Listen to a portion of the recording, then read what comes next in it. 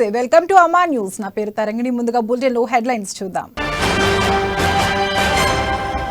అమ్మా న్యూస్ బ్రోచర్లను ఆవిష్కరించిన స్పీకర్ పోచారం యాజమాన్యానికి టీంకు అభినందనలు తెలిపిన సభాపతి శ్రీనివాసరెడ్డి టీఆర్ఎస్ పాలనలో ప్రతి ఇంటికి సంక్షేమ పథకం అందుతుంది బాల్కొండలో సీఎం సహాయ నిధి చెక్కుల పంపిణీ చేసిన ఎంపీపీ కార్యకర్తల మద్దతుతోనే మరోసారి అధ్యక్ష పదవి వచ్చింది ఖర్గే రేవంత్ రెడ్డికి కృతజ్ఞతలు తెలిపిన మానాల మోహన్ రెడ్డి నిజామాబాద్ లో అఖిలపక్ష పార్టీల నేతల ధర్నా ప్రభుత్వ భూములను పరిరక్షించాలని డిమాండ్ సీఎం కేసీఆర్ క్షమాపణ చెప్పాలన్న ఏపీ బీజేపీ నేత ఉమ్మడి పాలనలో ఆంధ్ర ప్రజలను పాపాత్ములుగా చిత్రీకరించారని ఫైర్ ఇక డీటెయిల్స్ చూస్తే దేశంలో కవులు రచయిత మౌనంగా ఉంటున్నారని ఎమ్మెల్సీ కవిత అన్నారు దేశంలో అనేక అంశాల పట్ల జాగృతం కావాలని చెప్పారు ముషీరాబాద్ లో నిర్వహించిన తెలంగాణ జాగృతి విస్తృత స్థాయి సమావేశంలో ఆమె పాల్గొన్నారు ఈ సందర్భంగా 8 రాష్ట్రాలలో ప్రభుత్వాలను కూల్చివేశారని బీజేపీపై కవిత విమర్శలు గుప్పించారు ప్రజాస్వామ్య వ్యవస్థలను నాశనం చేస్తున్నారని చెప్పారు బీజేపీ విధానాలను నిలదీసే వ్యవస్థ లేకుండా పోయిందని మండిపడ్డారు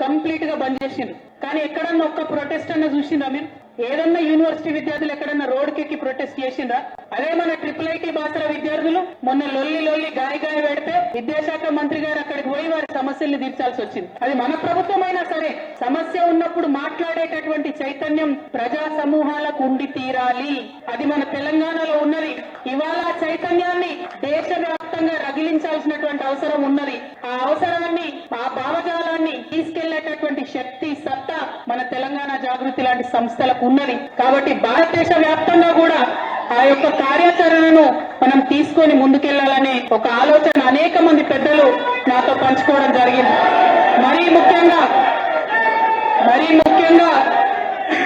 మరీ ముఖ్యంగా దేశవ్యాప్తంగా ప్రతి రాష్ట్రంలో ఉన్నటువంటి కవులను ఏకం చేస్తాం కళాకారులను ఏకం చేస్తాం కంప్లీట్ గా బంద్ చేసింది కానీ ఎక్కడన్నా ఒక్క ప్రొటెస్ట్ అన్న చూసిందా మీరు ఏదన్నా యూనివర్సిటీ అమ్మా న్యూస్ బ్రోచర్లను స్పీకర్ పోచారం శ్రీనివాసరెడ్డి ఆవిష్కరించారు నూతనంగా ప్రారంభించిన అమ్మా న్యూస్ ఛానల్ దినదినంగా అభివృద్ధి చెందాలని ఆయన ఆకాంక్షించారు అమ్మా న్యూస్ యాజమాన్యానికి టీంకు ఆయన అభినందనలు తెలిపారు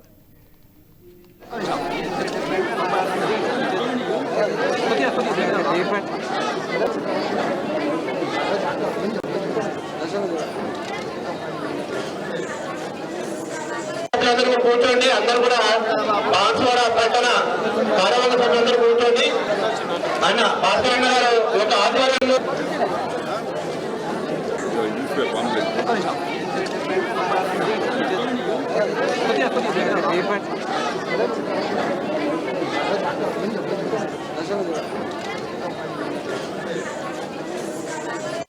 కూర్చోండి అందరూ కూడా బాన్స్వాడ పట్టణ నిజామాబాద్ జిల్లా బాల్కొండ మండలంలోని 8 గ్రామాలకు చెందిన లబ్ధిదారులకు సీఎం సహాయ నిధి ద్వారా మంజూరైన చెక్కులను టీఆర్ఎస్ నేత బద్దం ప్రవీణ్ రెడ్డి బాధితుల కుటుంబాలకు అందజేశారు మంత్రి ప్రశాంత్ రెడ్డి సహకారంతో సీఎం సహాయ నిధి ద్వారా పేద సామాన్య ప్రజలకు మెరుగైన వైద్యం అందుతుందని ఎంపీపీ లావణ్య లింగాగౌడ్ అన్నారు అనారోగ్యంతో ఆసుపత్రిలో చేరిన పేద ప్రజలకు సీఎం సహాయ నిధి ద్వారా మెరుగైన వైద్యం అందుతోందని మంత్రి ప్రశాంత్ రెడ్డి ప్రత్యేక చొరవతో 22 కుటుంబాలకు లబ్ధి చేకూరేలా సీఎం ఆర్థిక సహాయ నిధి చెక్కులను అందజేశామని తెలిపారు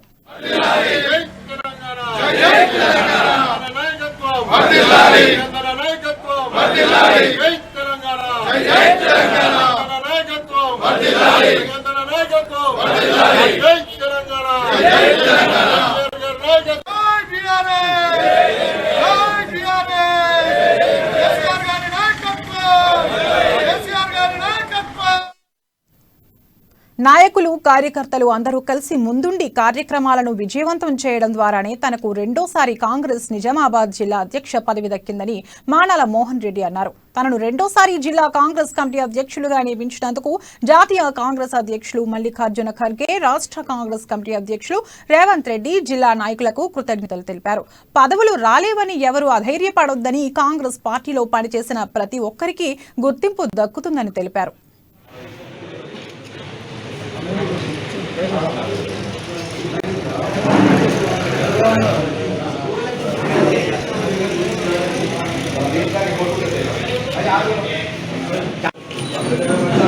ఉపాధ్యక్షుడిగా నియమింపబడినటువంటి ఈ జిల్లా సీనియర్ నాయకులు పెద్దలు తయారీ నామగారన్న అంటే ఈ జిల్లాలో అత్యంత సీనియర్ నాయకులలో తనకు గౌరవప్రదమైన పోస్ట్ ఇచ్చి గౌరవించినందుకు, అదేవిధంగా గంగాధర్ గారికి జనరల్ సెక్రటరీ, అదేవిధంగా నాగేష్ రెడ్డి గారికి జనరల్ సెక్రటరీ ఇచ్చి గౌరవించినందుకు జిల్లా తరఫున రాష్ట్ర నాయకత్వానికి మరొకసారి ధన్యవాదాలు. ఇప్పుడు పెద్దలు తయారీ నామగారు గారు పిసిసి ఉపాధ్యక్షుడిగా గౌరవనీయులు జిల్లా కాంగ్రెస్ కమిటీ అధ్యక్షులు కానీ, నియోజకవర్గ బాధ్యులు కానీ, పట్టణ కాంగ్రెస్ కమిటీ అధ్యక్షులు కానీ, డివిజన్ అధ్యక్షులు కానీ, ఏ స్థాయిలో ఉన్న వాళ్ళు కూడా కలిసి కట్టుగా మనం ఈ ప్రభుత్వాల మీద, జాతీయ రాష్ట్ర స్థాయి ప్రభుత్వాల మీద మనం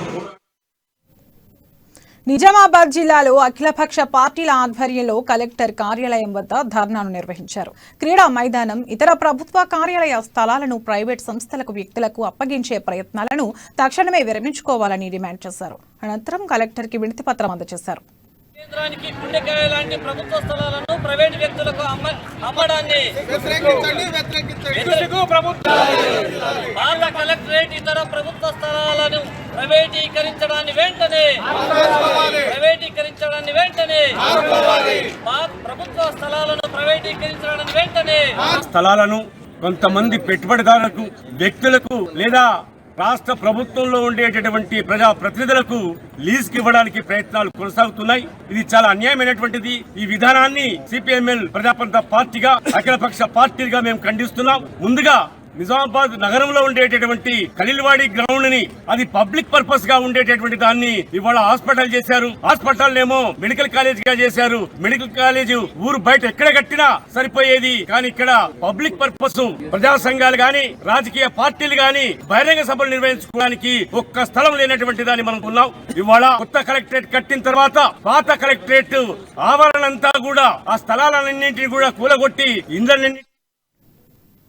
నిజామాబాద్ జిల్లాలో విద్యార్థి మిస్సింగ్ కథ విషాదాంతమైంది. బోధన్ పసుపు బాగులో శ్రీకాంత్ మృతదేహం లభ్యమైంది.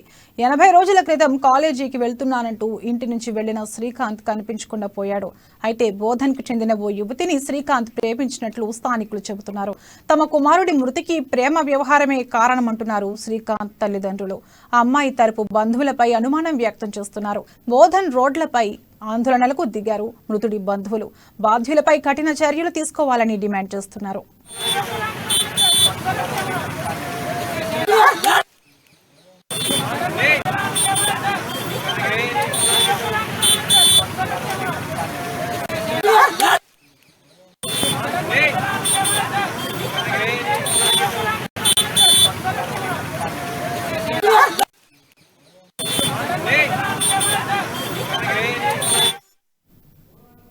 నిజామాబాద్ జిల్లా కొండాపూర్ గ్రామంలో ఉన్న మాన్సింగ్ మహారాజ్ విగ్రహాన్ని గోప్యతాండ గ్రామ పంచాయతీ పరిధిలో చంద్రునాయక్ దేవుని గుడి దగ్గర మాన్సింగ్ మహారాజ్ విగ్రహాన్ని ప్రతిష్ఠించారు.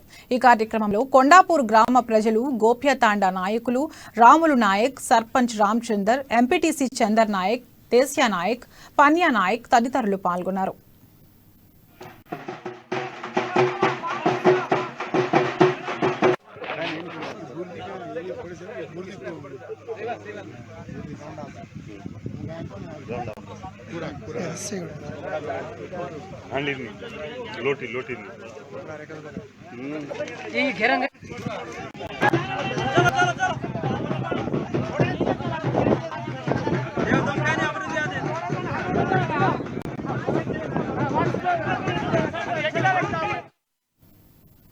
తిరువనంతపురంలో నవంబర్ 20 నుండి డిసెంబర్ 12 వరకు 65వ నేషనల్ రైఫిల్ ఛాంపియన్షిప్లో నిజామాబాద్కి చెందిన వహీద్ మసూద్ సయ్యద్లకు విజేతలుగా నిలిచారు. వీరు ప్రముఖ షూటర్ ఎన్ఆర్ఐ సయ్యద్ మసీద్ ఉద్దీన్ కుమారులు కావడం విశేషం. దీంతో వీరు భవిష్యత్తులో జాతీయ స్థాయిలో ఒలింపిక్ క్రీడల్లో పాల్గొనేందుకు అర్హత సాధించిన వారవుతారని మసీద్ ఉద్దీన్ పేర్కొన్నారు. నిజామాబాద్ జిల్లా క్రీడాకారులకు పెట్టింది పేరుగా మరోసారి వీరిద్దరూ నిలవడంతో ఆనందం వ్యక్తం చేశారు.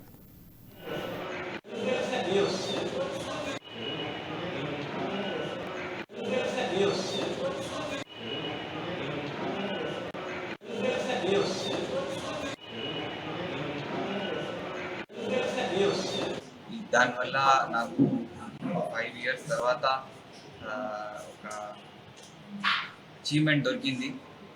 ఏంటంటే నేషనల్లో రెనాల్డ్ షూటర్ అయినా దీంట్లో నా పేరెంట్స్ చాలా హెల్ప్ చేశారు, చాలా సపోర్ట్ చేశారు. నా కోచ్ అహ్మద్ అబ్దుల్ ఖాన్ హైదరాబాద్లో ఉంటారు, చాలా సపోర్ట్ ఉంటే అండ్ నేను అందరికీ నేషనల్ రైఫల్ షూటింగ్ కాంపిటీషన్లో ఇండియా లెవెల్కి సెలెక్ట్ అయిన దానివల్ల ఇవాళ ప్రెస్ క్లబ్లో వచ్చి ఈ ప్రెస్ వాళ్ళతో మేము పార్టిసిపేట్ చేస్తున్నాను. ఏంటంటే ఒక కొడుకు పెద్ద కొడుకు Waheed మసూద్కి national Ronald shooter.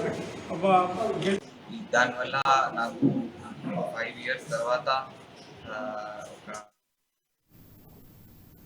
Congress Telangana MP Revanth Reddy పార్లమెంట్లో అడిగిన ఓ ప్రశ్నకు ఆర్థిక మంత్రి నిర్మలా సీతారామన్ ఘాటుగా సమాధానం చెప్పారు. అమెరికా డాలర్తో పోల్చితే మన దేశ కరెన్సీ రూపాయి విలువ రోజు రోజుకు తగ్గిపోతున్న విషయాన్ని ప్రభుత్వం గమనించిందా అని ఆయన నిలదీశారు. దీనికి నిర్మల బదులిస్తూ దేశ ఆర్థిక వ్యవస్థ వృద్ధి చెందుతూ ఉంటే పార్లమెంట్లో కొందరికి అసూయగా ఉందని ఆరోపించారు. భారతదేశం అత్యంత వేగంగా వృద్ధి చెందుతున్న ఆర్థిక వ్యవస్థ అని, ఇది ప్రతిపక్షాలకు సమస్యగా మారిందని నిర్మలా సీతారామన్ వాపోయారు. భారతదేశ అభివృద్ధి పట్ల ప్రతి ఒక్కరూ గర్వపడాలన్నారు. అయితే కొందరు మాత్రం దీనిని ఓ పరిహాసంగా जोगा తీసుకుంటున్నారన్నారు.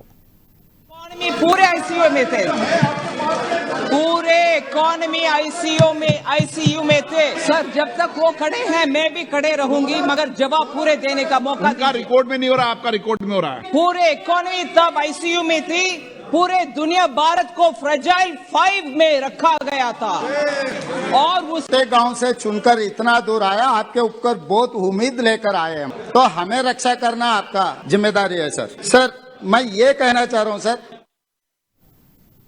తెలంగాణ సీఎం కేసీఆర్ క్షమాపణ చెప్పాలని ఏపీ బీజేపీ నేత విష్ణువర్ధన్ రెడ్డి డిమాండ్ చేశారు. బీఆర్ఎస్ ద్వారా జాతీయ రాజకీయాల్లోకి రావాలని ఉవ్విళ్లూరుతున్న కేసీఆర్ నాటి ఉమ్మడి ఆంధ్రప్రదేశ్లోని పాలకులను పాపాత్ములుగా చిత్రీకరిస్తూ ఆంధ్రప్రదేశ్ ప్రజలపై తెలంగాణ రాష్ట్ర విద్యార్థులలో విద్వేషాన్ని రేకెత్తించేలా పాఠాలను ఎందుకు లిఖించారని ప్రశ్నించారు.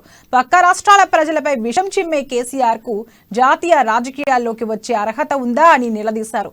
ఈ విషయంలో కేసీఆర్ విమర్శ చేసుకోవాలన్నారు. 8వ తరగతి తెలుగు పాఠ్య పుస్తకం నుండి రాష్ట్రాల మధ్య విద్వేషాన్ని రేకెత్తించేలా ఉన్న పాఠాన్ని వెంటనే తొలగించాలని డిమాండ్ చేశారు.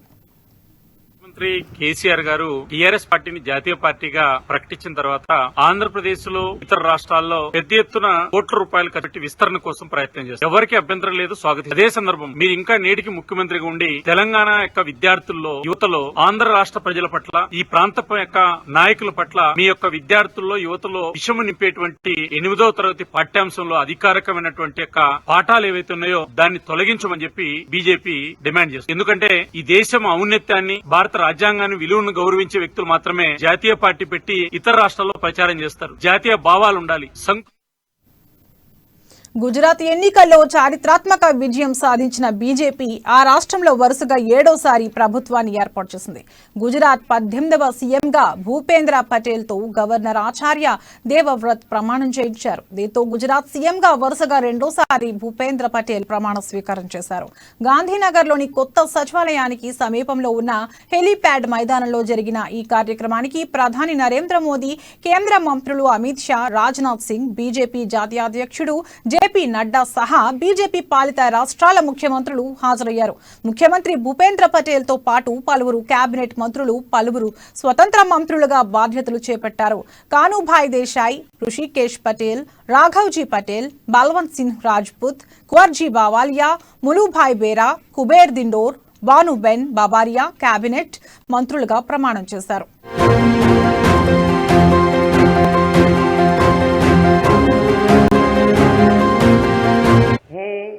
भूपेंद्र रजनीकांत पटेल हमें सौगंध लऊ छू के ईश्वरना नामे सौगंध लऊ छू के कायदाथी स्थापित भारतना संविधान प्रत्ये कायदाथी स्थापित भारतना संविधान प्रत्ये हूँ साची श्रद्धा अने निष्ठा धरावीश साची श्रद्धा अने निष्ठा धरावीश हूँ भारतना सार्वभौमत्वनु अने भारतना सार्वभौमत्वनु अने अखंडतानु समर्थन करीश अखंडतानु समर्थन करीश अने దేశీయ స్టాక్ మార్కెట్లు ఈ రోజు ఫ్లాట్ గా ముగిశాయి. నష్టాలతో ప్రారంభమైన మార్కెట్లు వెంటనే లాభాల్లోకి మళ్లాయి. ఆ తర్వాత చివరి వరకు స్వల్ప లాభ నష్టాల మధ్య కొనసాగుతూ చివరకు ఫ్లాట్ గా ముగిశాయి. ఈ క్రమంలో ఈ రోజు ట్రేడింగ్ ముగిసే సమయానికి సెన్సెక్స్ 51 పాయింట్లు కోల్పోయి 62,130కి పడిపోయింది. నిఫ్టీ 0.55 పాయింట్లు లాభపడి 18,497 వద్ద స్థిరపడింది.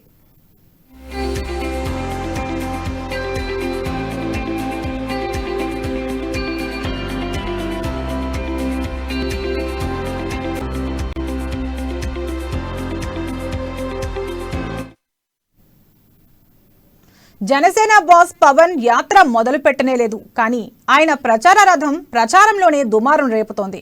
రంగుపై రాజుకున్న రగడ చిలికి చిలికి రాజకీయంలో సెగలు పుట్టిస్తోంది. పవన్ ప్రచారానికి వినియోగించనున్న వారాహి వాహనం ప్రత్యర్థుల్లో వణుకు పుట్టిస్తోంది. యుద్ధం ప్రారంభించే ముందు సైరన్ మోగిస్తోంది. ముఖ్యంగా వైసీపీ నేతలకు రీసౌండ్ వినిపిస్తోంది.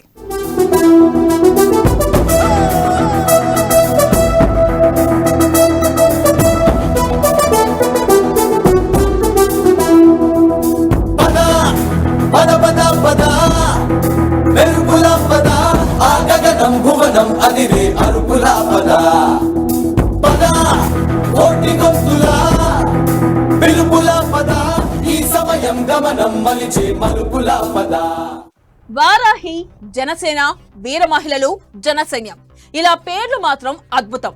అయితే రాజకీయ నడవడికే అధ్వానం అని పవన్ కళ్యాణ్ పై ప్రధాన విమర్శ.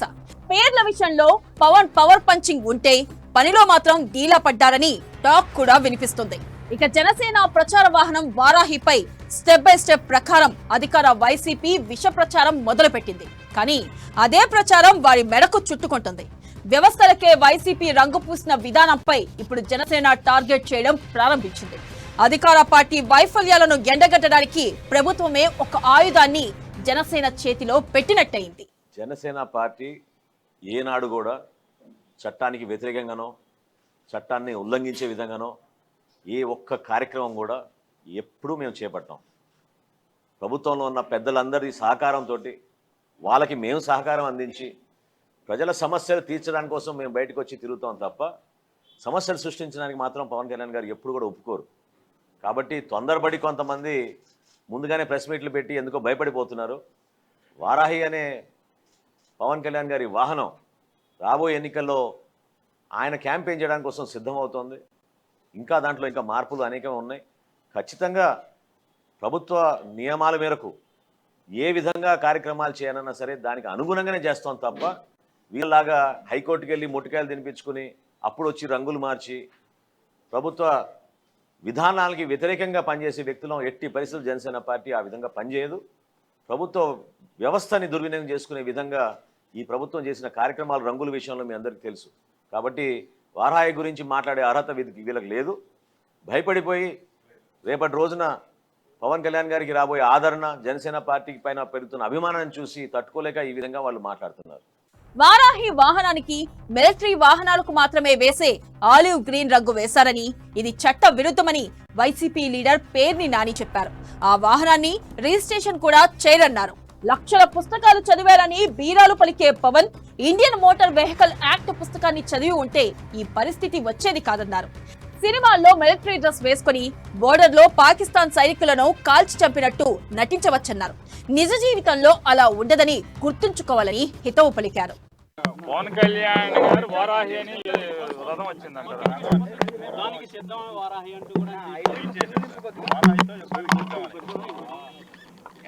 ఏంటి యుద్ధం చేయటానికి వ్యాన్లు కావాలా? రాజకీయాల్లో పోరాటం చేయటానికి వ్యానులతో అయిపోద్ది అనుకుంటే ప్రతోడు వ్యాన్ కొంటాడు నాలంటి వాళ్ళు. నేను ఒక వ్యాన్ కొట్టేసి నేను యుద్ధం చేయనండి.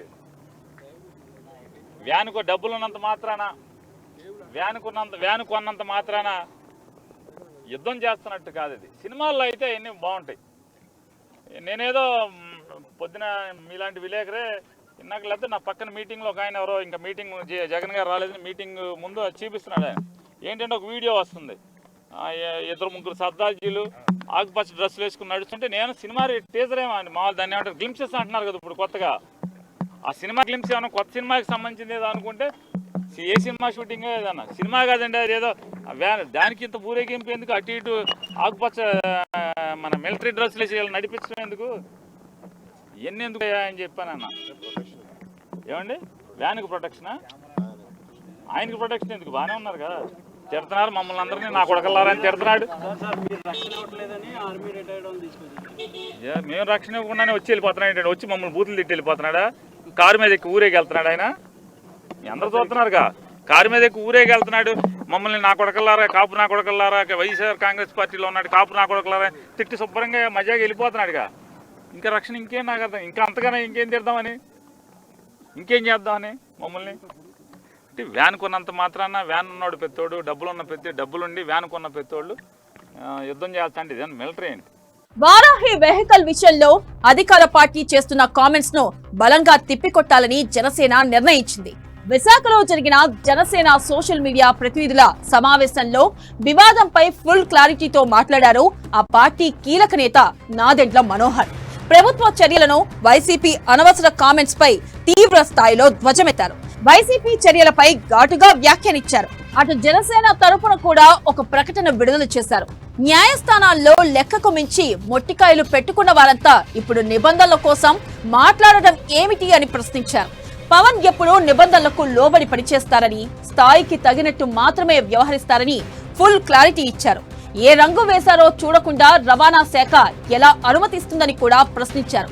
ఇది వైసీపీ కావాలనే చేస్తున్న వివాదంగా అభివర్ణించారు. వారాహి అనే పవన్ కళ్యాణ్ గారి వాహనం రాబోయే ఎన్నికల్లో ఆయన క్యాంపెయిన్ చేయడానికి కోసం సిద్ధమవుతోంది. ఇంకా దాంట్లో ఇంకా మార్పులు అనేకమే ఉన్నాయి. ఖచ్చితంగా ప్రభుత్వ నియమాల మేరకు ఏ విధంగా కార్యక్రమాలు చేయాలన్నా సరే దానికి అనుగుణంగానే చేస్తాం తప్ప వీళ్ళలాగా హైకోర్టుకి వెళ్ళి ముట్టికాయలు తినిపించుకుని అప్పుడు వచ్చి రంగులు మార్చి ప్రభుత్వ విధానాలకి వ్యతిరేకంగా పనిచేసే వ్యక్తులను ఎట్టి పరిస్థితులు జనసేన పార్టీ ఆ విధంగా పనిచేయదు. ప్రభుత్వ వ్యవస్థని దుర్వినియోగం చేసుకునే విధంగా ఈ ప్రభుత్వం చేసిన కార్యక్రమాలు రంగుల విషయంలో మీ అందరికీ తెలుసు. కాబట్టి వారాహి గురించి మాట్లాడే అర్హత వీళ్ళకి లేదు. భయపడిపోయి రేపటి రోజున పవన్ కళ్యాణ్ గారికి రాబోయే ఆదరణ, జనసేన పార్టీకి పైన పెరుగుతున్న అభిమానాన్ని చూసి తట్టుకోలేక ఈ విధంగా వాళ్ళు మాట్లాడుతున్నారు. అసలు వీళ్ళకి పరిపాలన చేతగాని ప్రభుత్వం అండి ఇది. వాళ్ళు చిత్తశుద్ధి ఎక్కడుంది చెప్పండి. 28,12,000 మందికి లబ్ధిదారులు గుర్తించామని వీళ్ళే ప్రకటన చేశారు. మీరు ఒకసారి తిరిగి చూడండి. దాన్ని కాస్త ఎప్పుడైతే జనసేన పార్టీ ఉద్యమం స్ఫూర్తితోటి ప్రతి జగనన్న కాలనీకి వెళ్ళి మేము సందర్శిస్తాం అనగానే ఆ లెక్కని 21 లక్షలకి కుదించారు. 21 లక్షలకి వీళ్ళు ఇచ్చేది ఏంటి? 1,80,000 రూపాయలు కేంద్ర ప్రభుత్వం నుంచి వచ్చే నిధులు. వీళ్ళొక రూపాయి ఇవ్వడం లేదు. ఆ భూములు రైతుల దగ్గర నుంచి కొనుగోలు చేయడానికి వీళ్ళు చేసిన అతిపెద్ద స్కామ్ రాష్ట్రంలో ఈ జగనన్న కాలనీలు. 17,000 కాలనీల కోసం 68,000 ఎకరాలు రాష్ట్రంలో వీళ్ళు మరి సమకూర్చుకున్నారు. దానికి 23,500 కోట్ల రూపాయలు వీరు కేటాయించుకున్నారు. క్షేత్రస్థాయిలో మీకు తెలుసు వాస్తవాలు ఏంటో. లక్షల్లో కొన్నారు, కోట్ల రూపాయలు అమ్మారు ఈ భూముల్ని. చిత్తశుద్ధి లేని ప్రభుత్వం. ఎజెండాలు కావాలని మారుస్తూ ఉంటారు, డిస్టర్బ్ చేస్తూ ఉంటారు. వాళ్ళకి ఇంత అద్భుతమైన మెజారిటీ ప్రజలు ఇచ్చినప్పుడు రాష్ట్రాన్ని చక్కగా పరిపాలించకపోగా నిన్న సలహాదారుడు ఏమంటాడండి? ఈ రాష్ట్రాలు కలిసిపోతే వాళ్ళు అభినందిస్తారంట, దానికోసం ఎదురు చూస్తున్నారంట. కుట్రలు కుతంత్రాలు వైసీపీలో ఒక భాగమని, దానిని సాంకేతికతతో ఎదుర్కోవాలని సూచించారు. రానున్న ఏడాది కీలకమని, పార్టీ ప్రచారంతో పాటు పార్టీపై విష ప్రచారాన్ని కూడా అడ్డుకునే బాధ్యత సోషల్ మీడియా విభాగానిదేనన్నారు. 3.5 ఏళ్ల పాలనలో ప్రజలు 3 చెరువుల నీరు తాగబెట్టిన వైసీపీ దుర్నీతిని ప్రజలకు చేరువ చెయ్యాలని కూడా పిలుపునిచ్చారు. ఇక పవన్ కళ్యాణ్ ఆశయాలను ప్రజలకు చేరువ చేయడంలో నిమగ్నం కావాలన్నారు. పవన్ ఒకసారి చెప్పు చూపిస్తేనే వణికిపోయారని, అది నిజాయితీకి ఉన్న దమ్ముగా అభివర్ణించారు. ఆ నిజాయితీలోనే దమ్ము ఉందని, ఆ దమ్మును నమ్ముకొని ముందుకు నడుద్దామని మనోహర్ పిలుపునిచ్చారు. రాబోయే రోజుల్లో రాష్ట్ర వ్యాప్తంగా పర్యటన మన పార్టీ అధ్యక్షులు చేయబోతున్నారు. దానికి అన్ని విధాలుగా సిద్ధం అవుతున్నాం. అందులో భాగంగా కూడా మన పార్టీ నిర్మాణం, మనం అంతర్గతంగా మన సమావేశాలు ఈ విధంగా ఎందుకు ఏర్పాటు చేసుకుంటున్నాం అంటే ఐటీ విభాగం ప్రధానమైన పాత్ర దాంట్లో పోషిస్తుంది. అసలు దాంట్లో డౌటే లేదు. బ్యాక్ ఎండ్ మీరు చేసే వర్క్, పార్టీ స్ట్రక్చరింగ్, మన అస్త్ర యాప్ కోసం, మన మెంబర్షిప్ డ్రైవ్ కోసం, రేపటి రోజు మన ఇంటర్నల్ కమ్యూనికేషన్ కోసం కూడా you all have a very important role to play. So what I'm requesting is, please don't get confused between social media and IT. Social media will come a little more down the road. Vehicle launch గురించి president గారు ఎప్పుడైతే ఫోటోలు వీడియోలు tweet చేశారో 90% of the people దాని గురించి ఎక్సైటెడ్గా, especially మన పార్టీలో ఉన్న వాళ్ళందరూ కూడా చాలా పాజిటివ్ ఎనర్జీ వచ్చింది దాని గురించి. కానీ వైఎస్ఆర్సీపీ నుంచి ఏం చేస్తున్నారు, దాన్ని కావాలని దాన్ని క్రిటిసైజ్ చేసే విధంగా, ఏదో విధంగా దాంట్లో అది లేదు ఇది లేదు, అది ఇంకా పూర్తి స్థాయిలో రెడీ కాలేదు. నామ్స్ ఫాలో కాకుండా అసలు రిజిస్ట్రేషన్ జరుగుతుందా వెహికల్ది? అది ఏ రంగు ఉందనేది అతనికి ఏం సంబంధం? ఈ రోజున చివరికి రిజిస్ట్రేషన్కి వెళ్ళే రోజుకి ఆ వెహికల్ రెడీ అయిన తర్వాత మనం ఏ రంగు వాడతామో, లేకపోతే ఒక మంచి మెసేజ్ ఇవ్వడానికి దానిపైన అనేక ఇవి ఉంటాయి. దానికి ఇంకా చాలా ఉంది దాంట్లో ఆ కథ. ఏదో తొందరపడి వీళ్ళు ముందే హడావుడి చేసుకుంటా ఉంటే, కానీ దాన్ని తిప్పి కొట్టాల్సిన బాధ్యత మన పైన ఉందంటున్నాను నేను. అవునా కాదా? ఇప్పుడు మీకు ప్రెసిడెంట్ గారి గురించి తెలుసు. ఎవ్రీ స్మాల్ స్టెప్ ఆయన తీసుకునేది కూడా 10 సార్లు కాదు 100 సార్లు ఆలోచించుకుని ఎవరికి దీనివల్ల ప్రమాదం, నష్టం జరగకూడదనే ఉద్దేశంతో ఆయన ప్లాన్ చేస్తారు. మన సమాజం కోసం ఉపయోగపడడానికి కోసం ఆయన రాజకీయాల్లోకి వచ్చిన వ్యక్తి. సో అటువంటప్పుడు why will we do something which is contrary to the law or established practice దే? చేయం. అది మీరందరూ కూడా your voice should come in such instance. ఇండైరెక్ట్గా చాలా హెల్ప్ అవుతుంది. అది డైరెక్ట్ వాయిస్ ఇప్పుడు నాలాంటి వాళ్ళు లేకపోతే ఎవరో ఒకళ్ళు మన పార్టీ నుంచి మన స్పోక్స్ పర్సన్స్ ఖండిస్తారు, మాట్లాడతారు. కానీ ఈ ఎలక్ట్రానిక్ వేవ్ అనేది can be generated through all of your participation. అది మీరు దయచేసి మర్చిపోబాకండి. వైసీపీపై పవన్ కళ్యాణ్ ట్వీట్ల వర్షం కురిపించారు. తన ప్రచార రథం వారాహికి మిలిటరీ రంగు వేయడాన్ని విమర్శిస్తున్న వైసీపీని సోషల్ మీడియాలో కడిగేశాడు. జనసేనను తొక్కేయాలని వైసీపీ చూస్తుందని, తమ మీద కాన్సన్ట్రేట్ చేయడం మానేసి ఏపీ అభివృద్ధి చేయాలని పవన్ హితబోధ చేశారు. అసూయతో వైసీపీ ఎముకలు రోజు రోజుకి కుళ్ళిపోతున్నాయంటూ ట్వీట్ లో ఘోరంగా దెప్పిపొడిచారు. శాంతితో ఉన్న హృదయం శరీరానికి జీవాన్ని ఇస్తుంది, కానీ అసూయ ఎముకలను కుళ్ళిస్తుందని విద్యార్థులు ఈర్ష్యగా భావించినప్పుడు మరియు ఇతర పిల్లల విషయాల గురించి దెబ్బతీసేందుకు ప్రయత్నించినప్పుడు ఈ కోట్ తరచుగా మా క్లాస్ టీచర్ ద్వారా పాఠశాలలో చెప్పబడిందని పవన్ కళ్యాణ్ ట్వీట్ చేశారు. ఇక మరో ట్వీట్ లో ప్రతిపక్షాలను అధికార పక్షం అహంకారంతో అసూయ పడుతుంది అంటూ వైసీపీ పెద్దల తీరును తోర్పర పట్టారు.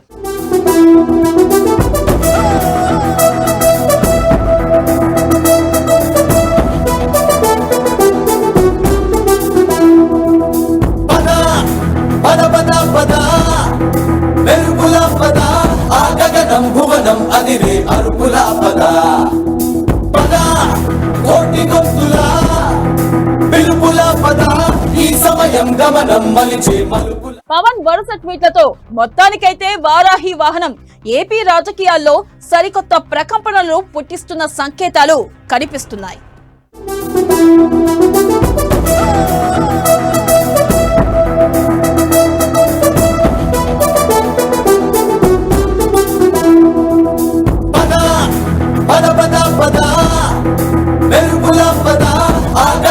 భువనం అదిరే అరుపుల పద పద కోటి గొంతులా పిలుపుల పద ఈ సమయం గమనం మలిచే. ఇవి ఇప్పటి వరకు ఉన్న బులెటిన్ అప్డేట్స్. మరిన్ని అప్డేట్స్ కోసం చూస్తూనే ఉండండి అమ్మా న్యూస్. నిజం కోసం, జనం కోసం.